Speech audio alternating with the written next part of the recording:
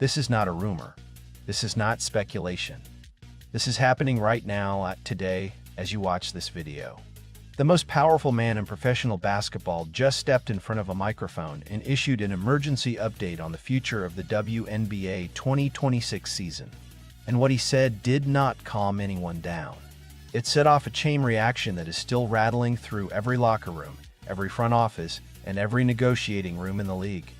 We are talking about a season that is in genuine danger. Not distant, theoretical danger. Real, calendar-based, deadline has already passed danger. The kind of danger that means if you are a fan of this league, if you bought a ticket, if you have been waiting for opening night, you need to hear this right now. Because nobody else is putting this story together the way it actually fits. Adam Silver walked up to that microphone not to celebrate. He walked up there because someone had to say what nobody on the inside wanted to admit out loud. And when the most powerful commissioner in sports tells the world that a league built on historic momentum is now, in his words, awfully close to the 11th hour, that is not a press conference quote. That is a warning. That is a man telling two sides of a negotiation table that the clock is almost out of time. Stay with us. Because this story is bigger than a labor dispute. This is about whether the most exciting moment in the history of women's professional basketball gets to actually happen. And the answer, as of right now, is not guaranteed. If you want every update on this as it breaks, hit that like button and subscribe right now. This is the biggest offseason in WNBA history, and we are covering every single development. The statement that changed everything. Picture this. It is NBA All-Star Weekend. The biggest stars in men's basketball are gathered in Inglewood, California. The energy is electric, the lights are bright, and Adam Silver steps to the podium for his annual address. The room expects to talk about the NBA. Silver had other plans. Reporters asked him directly about the WNBA's stalled labor negotiations, and what came out of his mouth stopped people in their tracks. Let me begin by saying I think it's unfortunate where we find ourselves right now. Both from the team standpoint and from the players, Silver said. We're coming off tremendous momentum in the WNBA. It's not lost on anyone. I feel like in the last few years in particular, the league has turned a corner in terms of fan interest, commercial success, popularity of players. All arrows are pointing up in terms of the WNBA. And then the part that made every executive in the building go very, very quiet. As I look at the calendar and the amount that we need to get done, we are awfully close to the 11th hour now when it comes to bargaining. We need to now move toward the next level sense of urgency and not lose momentum in terms of the amazing amount of progress we've seen in women's basketball. The 11th hour. From the NBA commissioner, about the WNBA's 30-year anniversary season. Nobody in that room needed a translator. Silver was not congratulating anyone. He was delivering a very public, very pointed message to two sides that had been sitting across a negotiating table for months without closing the gap. He was telling them, in front of every camera and every microphone in the building, that the window is closing and the people paying attention are losing patience. And here is the thing nobody is talking about loudly enough. Silver is not just any commissioner weighing in on another league's business. The NBA and the WNBA are not separate organizations operating independently. The NBA owns the infrastructure, the broadcast relationships, and the long-term strategic framework that the WNBA operates within. When Silver talks about the WNBA, he is not commenting from the outside. He is speaking from directly inside the walls of the institution.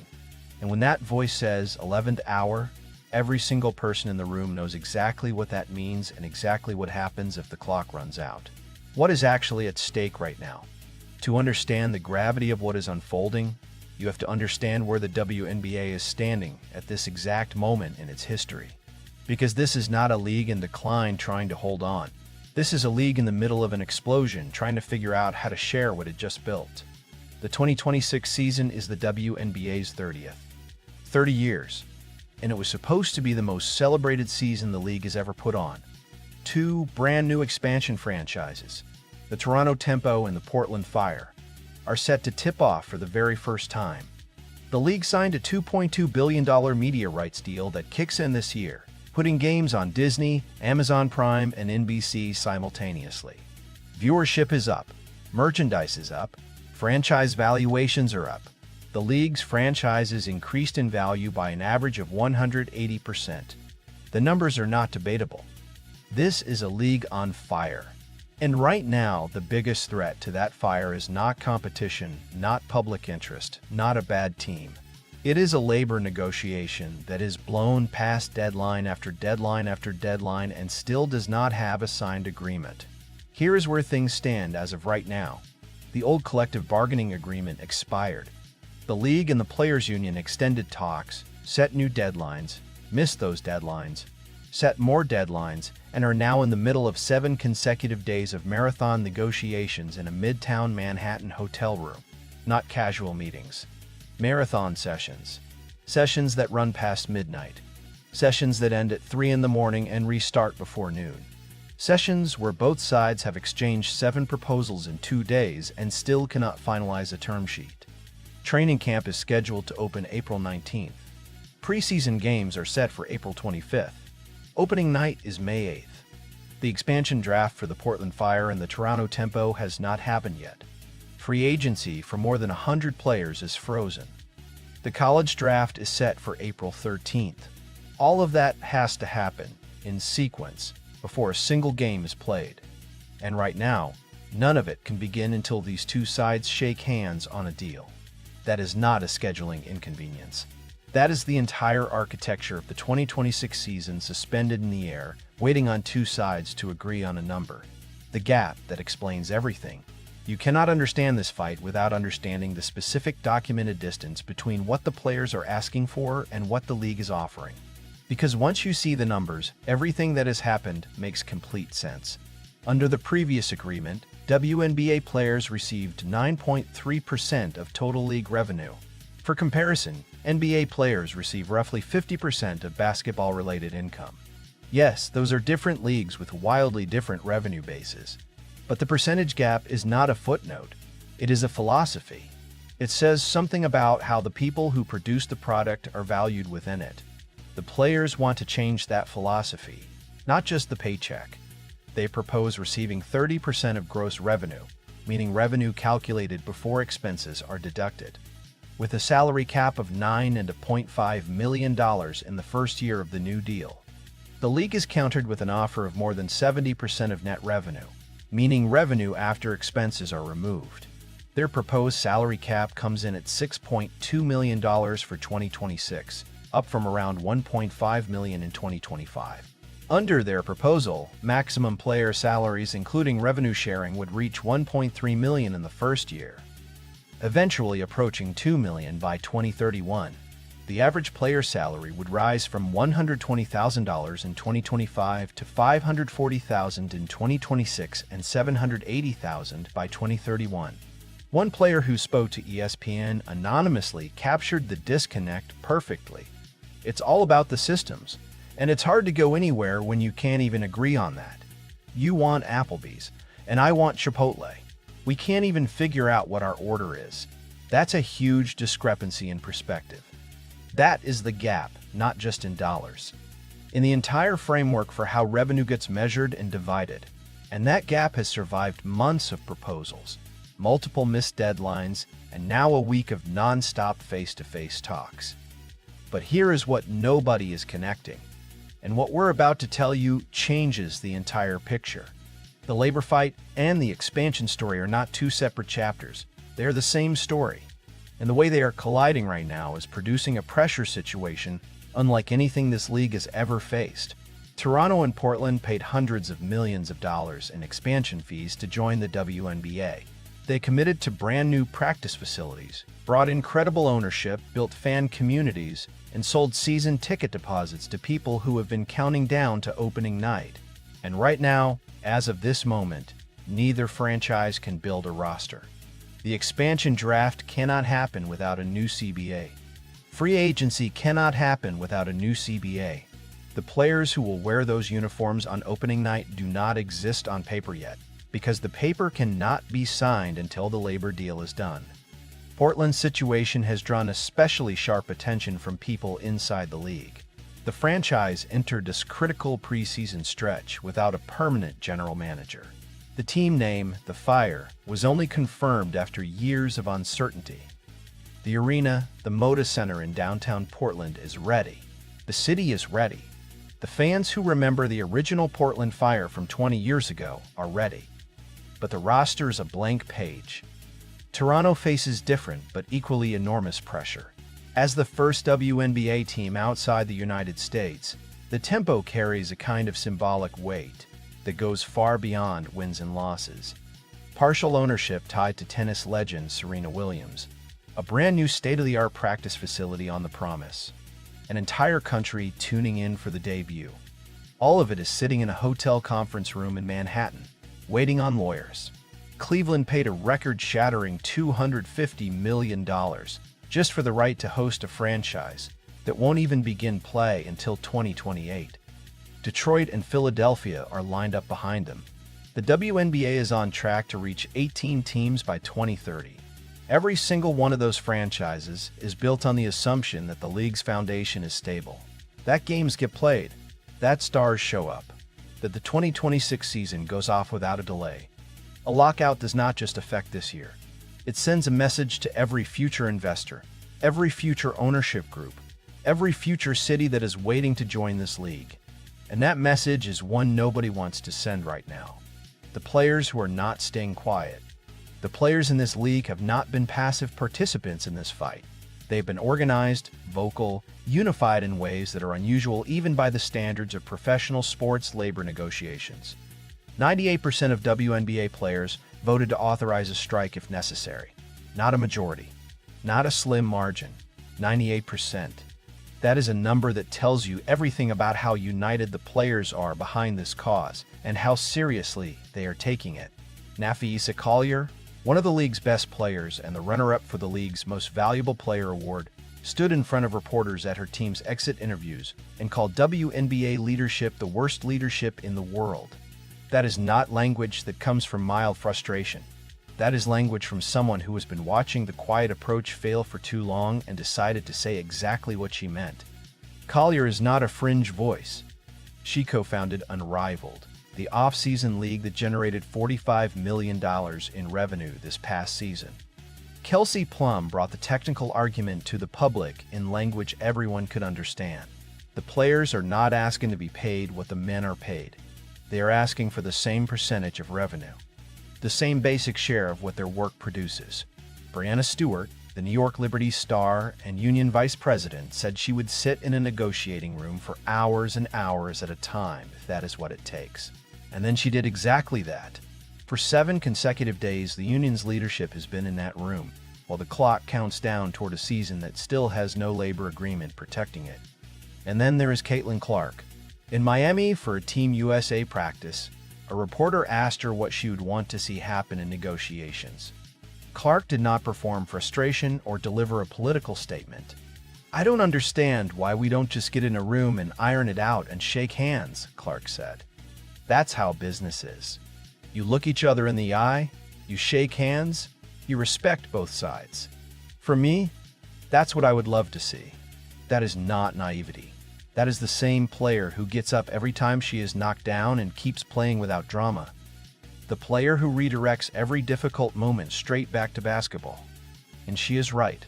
Because while lawyers exchange proposals and commissioners talk about 11th hours, what is actually at stake is simple. Does the 2026 WNBA season happen? And does it happen for players who are paid in a way that reflects what they are actually worth? Here is what makes this moment unlike anything that has come before it. And you need to hear this. The WNBA has never had a work stoppage. Not once in 30 years. Every time a deadline arrived, both sides found a way. And people inside the league still believe that is going to be true this time. WNBA Commissioner Cathy Engelbert has been running sessions that end at 3 in the morning and starting new ones before noon. She has said publicly, directly, and without reservation, "We're going to keep going. We're going to get this deal done." The WPA's outside counsel, a woman with 50 years of experience in labor negotiations, called these negotiations unusual. Not difficult, unusual. Because, in her words, the league seriously underestimated the resolve of the players and what they sought to achieve. That is a significant sentence. It means this was not a negotiation where both sides came in with a realistic read on how far apart they were. One side believed the players would take something close to what had been offered before. The players came in with a fundamentally different vision of what the new deal needed to look like. And 72-plus hours of marathon bargaining has been the result. The progress being reported right now is real. Both sides have said it.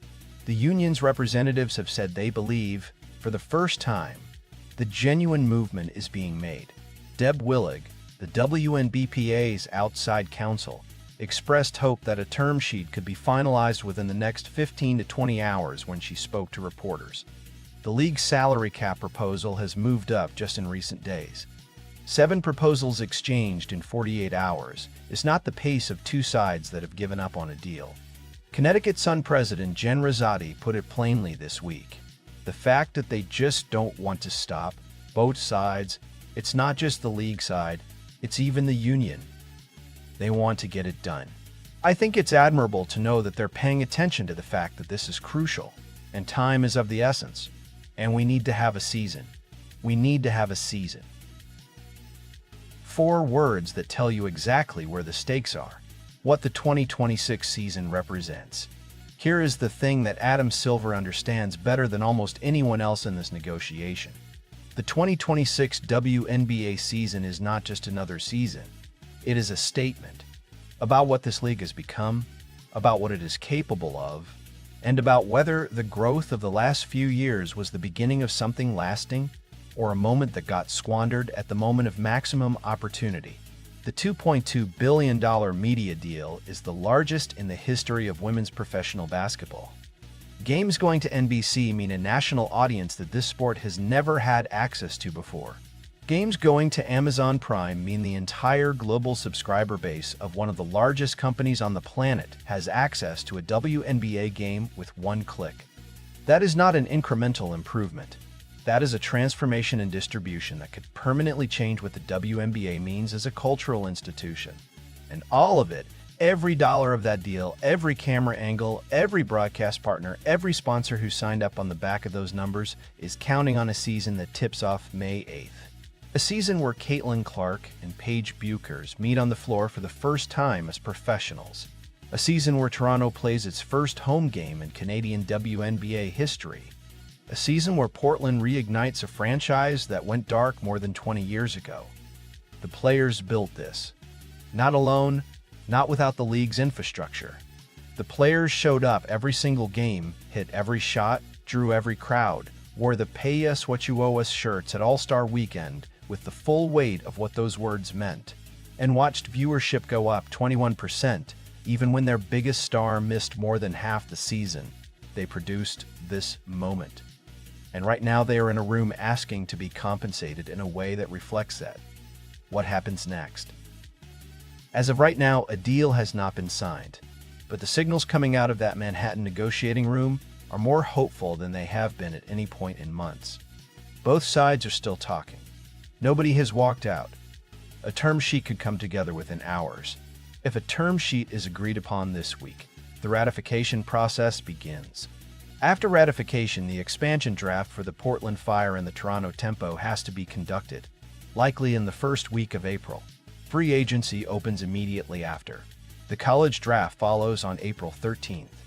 Training camps open April 19th. Preseason starts April 25th.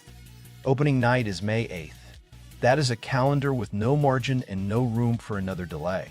Every hour that passes without a signed deal is an hour that compresses an already impossible timeline.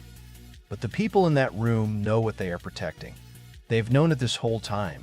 The question has never been whether this league is worth saving. The question has been whether the people responsible for saving it can find the number that lets both sides walk out believing they won. Adam Silver called it the 11th hour. Kathy Engelbert called it complex but achievable. Nika Ogwumika said there is still work to do, but ultimately they want to get this done. Caitlin Clark said, look each other in the eye and shake hands. Breanna Stewart said, sit in that room for as long as it takes. They are all saying the same thing, just in different languages. The 2026 WNBA season is the most important moment this league has ever had. 30 years of fighting, growing, surviving, and finally arriving at a stage big enough to match the talent that has always been here. The door to that stage is still open. Barely. But it is open. And in a midtown Manhattan hotel room, at some point today or tomorrow or the day after, someone is going to blink. Someone is going to move far enough that the other side can meet them. And when they do, this league is going to take the floor on May 8th in front of the biggest audience it has ever had, with two brand new cities full of fans who have been waiting years for this moment, and do the one thing nobody can negotiate, broadcast, or labor their way to. They are going to play basketball. And that is going to be worth every single minute of whatever it took to get there.